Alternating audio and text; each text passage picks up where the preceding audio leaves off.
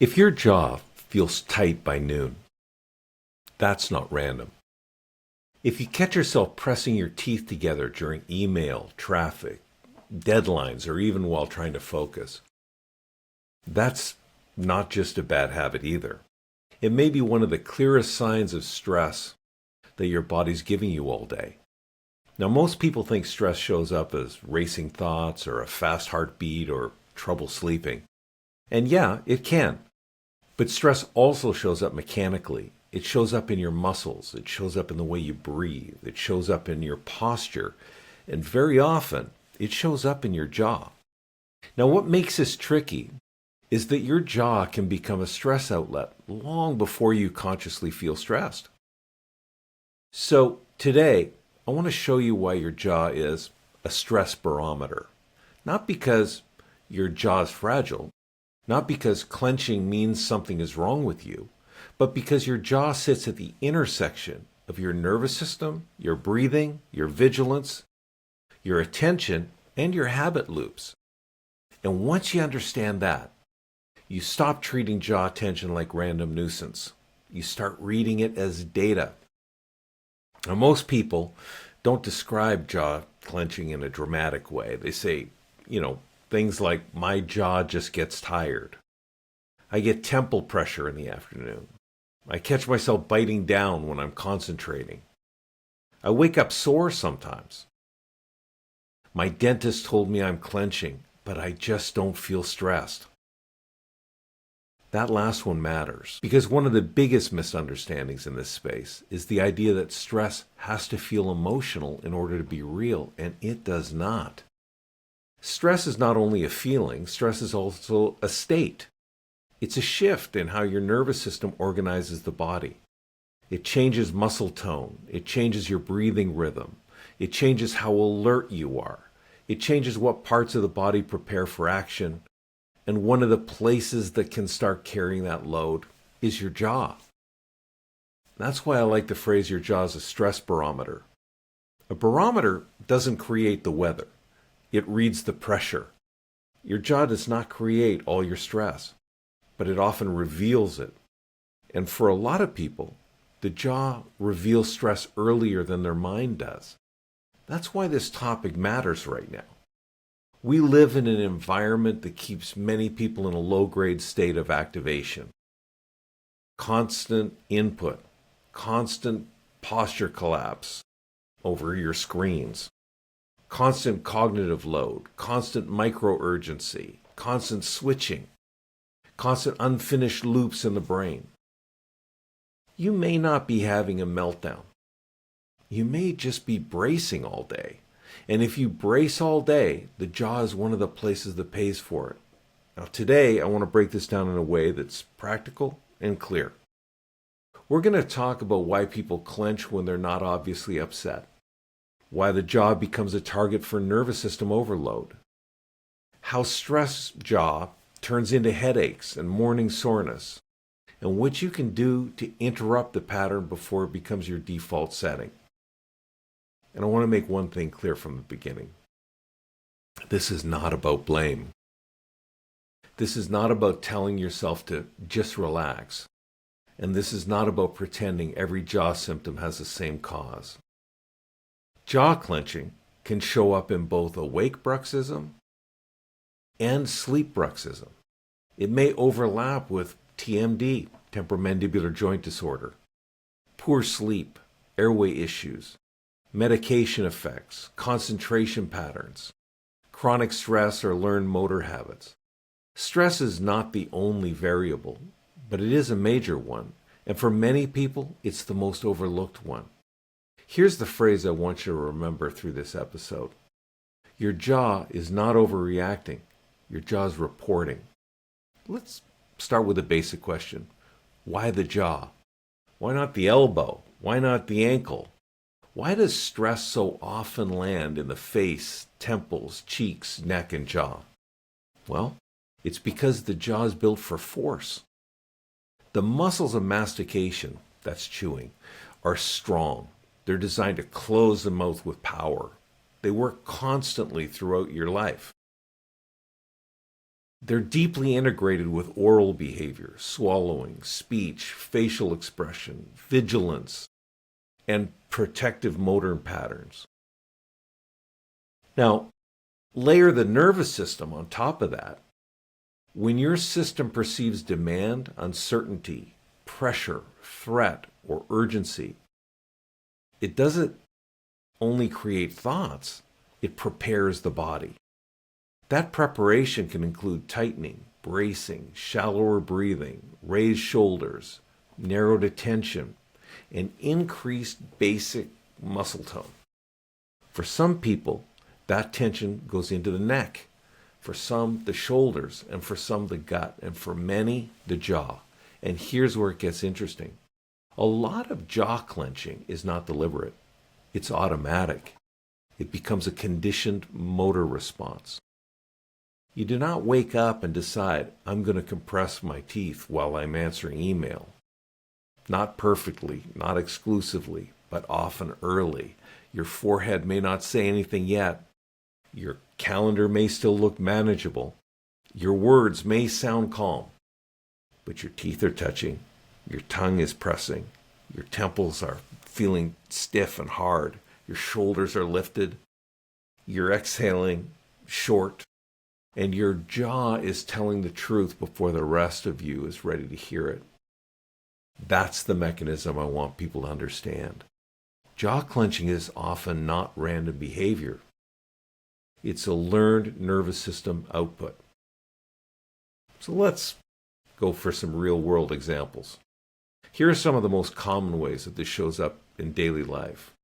Pattern number 1, email clenching. You sit down to just catch up for 10 minutes. 40 minutes later, your face feels tired. Why? Because email is not neutral. It's social risk. It's unfinished loops. It's decision fatigue.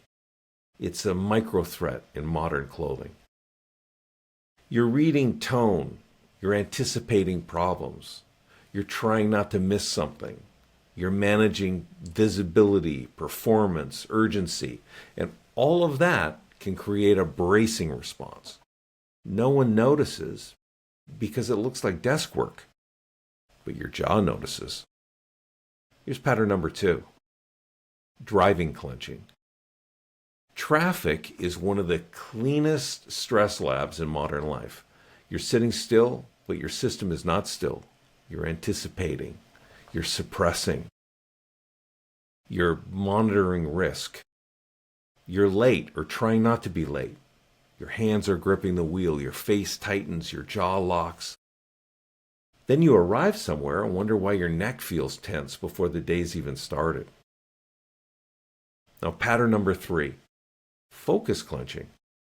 This one surprises people. They're not upset. They're productive. But every time they concentrate, their teeth come together. Why? Because effort and muscular bracing often get paired together. The body starts to believe that concentration requires contraction. So the more mentally engaged you are, the tighter your jaw becomes.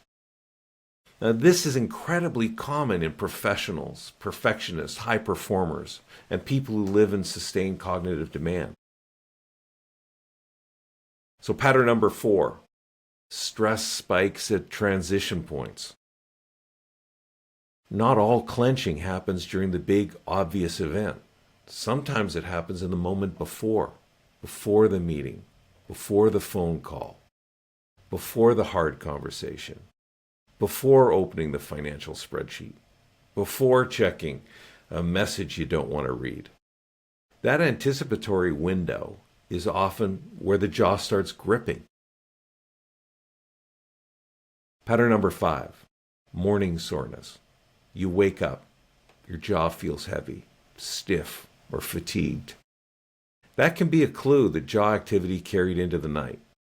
Morning jaw pain and headaches are common features associated with overnight clenching or grinding, though they're not specific to only one diagnosis. What matters is not panic. What matters is pattern recognition. If your jaw is sore in the morning, tight during focus, tense during transitions, and fatigued by afternoon. Your jaw may be doing far more stress work than you realized. Now, pattern number 6 always makes me smile. The I'm fine clencher. This is the person who says, I'm not stressed. And that may be emotionally true, but their body is still loaded. Maybe they're adapted. Maybe they're high functioning. Maybe they've lived in tension long enough that it feels normal. This is one reason people miss the jaw-stress connection. They're looking for panic, not pressure. But the jaw reads pressure. That's why I keep coming back to this. Your jaw is not waiting for drama. It's responding to demand. So this is where the Brux method becomes useful. Because if jaw clenching is a learned nervous system pattern, then the answer is not protection, it's retraining. And the framework is simple. And it follows the Brux letters. B, for build awareness. You can't change a pattern you don't detect. Now, this is the first bottleneck for almost everyone. Most people are not failing because they're weak. They're failing because the pattern happens too fast, too automatically. Awareness has to come first. And that can begin with simple questions. Are my teeth touching right now? What happens to my jaw when I open an email? Do I press my tongue hard when I focus? Do my temples feel loaded by midday? Do I wake up already tense? Sometimes awareness comes from a symptom, a temple headache, a chipped tooth, a tired face, a partner hearing grinding, a dentist noticing tooth wear. Sometimes it comes from a cue, a vibration, a check-in, a mirror, a sticky note, a recurring calendar prompt, a transition ritual. This is also where a biofeedback tool like Clench Alert can be useful in awareness phase. Not as magic, not as a cure, but as a way to help surface a pattern that's happening below conscious detection. The principle's straightforward. Awareness first. Change can come second. R. Relax the response. Once you notice the pattern, the next goal is not force. It's downshifting. If you notice clenching and respond with frustration, you often add more tension. The move is softer than that. It's a release. Unstack your teeth. Lengthen your exhale. Drop your shoulders. Unbrace your tongue. Let your jaw just relax and just hang slightly freer. This is not just mechanical. It's neurological permission. Now, U stands for understand the triggers. What turns the pattern on? Focus, driving, conflict, performance pressure, noise, morning rush, screens at night, fatigue. How about sleep disruption? Patterns become easier to change when they become predictable. Trigger map is one of the fastest ways to move from confusion to strategy. Now, X. Exchange the pattern. Now, I know exchange doesn't start with an X, so we just highlight the second letter for this one. Exchange the pattern. This is where real rewiring happens. Do not just stop clenching. Replace clenching. Pair email with jaw checks. Pair red lights with a deep exhale release. Pair meetings with tongue softening cues. Pair stress surges with a longer exhalation. Pair concentration with lips together, teeth apart, relaxed jaw. The body learns through repetition. You're not trying to be relaxed forever. You're teaching the nervous system a better move at the moment it normally chooses clenching. That is behavior change. That is neuroplasticity in daily life. And that is why this matters so much, because once you stop seeing jaw tension as a random event and start seeing it as patterned, you'll become trainable. So let's get practical. Here are 3 exercises you can use immediately. Now, reset number 1, the 2-second unclench. This is the fastest intervention. Ask yourself, are my teeth touching? If yes, separate them slightly. That's it. Don't overcomplicate it. Teeth are not supposed to stay in contact all day.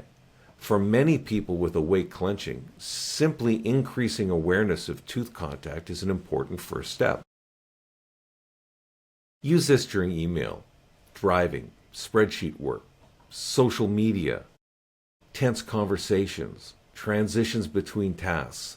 The power of this reset is frequency, not intensity. Now, reset number 2, the barometer breath. Here's the practice. Inhale quietly through your nose for 4 counts. Pause for 1. Exhale slowly for 6 counts. As you exhale, let the jaw release downward slightly. Do that for 3 rounds. Longer exhalation helps many people reduce body tension and come down from bracing states, even though the experience is subtle at first. This is not a regulation tool, not a performance test. What you're doing here is pairing awareness of jaw tension with parasympathetic friendly exit ramp. You're giving your body another option. Now, reset number 3, the trigger swap. Choose one predictable trigger today, just one. Maybe it's opening your laptop. Maybe it's sitting at a red light. Maybe it's hearing your phone buzz. Maybe it's walking into the kitchen after work. Now create one replacement response. Here's an example. When I open my inbox, I draw my tongue from the roof of my mouth and I relax my teeth. Or when I stop at a red light, I check my jaw and I do one long exhale. Or when I feel my temples tighten, I soften my bite, lower my shoulders. This is how habits change in real life. Not by giant transformation, but by small, reliable exchanges. One awareness cue. Here's a cue I want you to remember. Clues.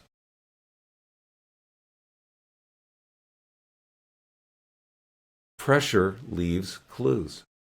If your jaw feels loaded, do not just push through. Treat it as information. One nervous system regulation practice at least once today. Do a 60-second downshift with a soft jaw, tongue relaxed, nasal inhale, longer exhale, shoulders dropped. One habit stacking example after every bathroom break. Check. Are my teeth touching? Is my tongue braced? Are my exhalations short? That tiny stack can change your whole day. I want to close with this. A lot of people feel strangely discouraged when they realize how often they clench. They think, why am I doing this all the time? What's wrong with me? Why can't I just stop? But that's the wrong frame. Jaw clenching is often not a character flaw. It's not proof that you're broken. It's not proof that you're weak. And it's not proof that you lack discipline. Very often, it's a learned response from a nervous system that got good at bracing. And learned responses can be retrained. That matters. Because the moment you understand that your jaw is functioning like a stress barometer, the shame starts to drop. You stop interpreting symptoms as personal failure. You start seeing them as feedback. Temple tightness becomes feedback. Morning soreness becomes feedback. Midday tooth contact becomes feedback. A tired face becomes feedback. And feedback is useful because it gives you a place to begin. So here's the reframe. Your jaw may be telling you that your system has been carrying more than your mind has acknowledged. That is not bad news. That is useful news. Awareness creates choice. Choice creates interruption. Interruption creates new learning, and new learning creates change. You do not need perfect calm. You need better detection. You need to win a war against your jaw. You need to become fluent in what it's been trying to tell you. So the next time you feel pressure in your face, that hardness at your temples, that bite force during focus, pause before you dismiss it. Your jaw's not overreacting. Your jaw's reporting. And once you learn to read the signal, you can start changing the pattern underneath it. If this episode helped you see your jaw differently, subscribe to the Clenching Chronicle Podcast and share this with someone who says, I'm not stressed.